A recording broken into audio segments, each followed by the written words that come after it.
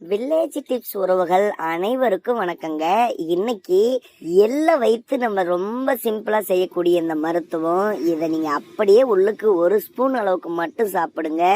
உங்க உடல்ல இருக்கக்கூடிய நாடி நரம்புகள் அத்தனைக்குமே அதிகமான பலம் கிடைக்கும். உங்களுடைய டெஸ்டோஸ்டிரான் ஹார்மோன்கள் ரொம்ப அதிகமா தூண்டப்பட்டு தாம்பத்தியத்தின் போது 100க்கு 200 மடங்கு உணர்ச்சிய ரொம்ப ரொம்ப ஆண்களுக்கு அதிகரிக்கக்கூடியது.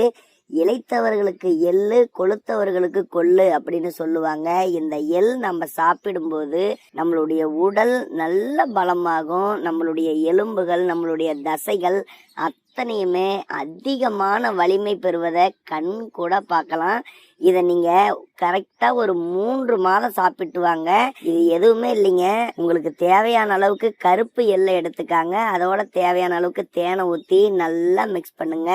இதுல 1 ஸ்பூன் காலை, 1 ஸ்பூன் மதியம், 1 ஸ்பூன் இரவு, 1 ஸ்பூன், இந்த மாதிரி ஒரு நாளைக்கு 3 வேளை சாப்பிடுங்க.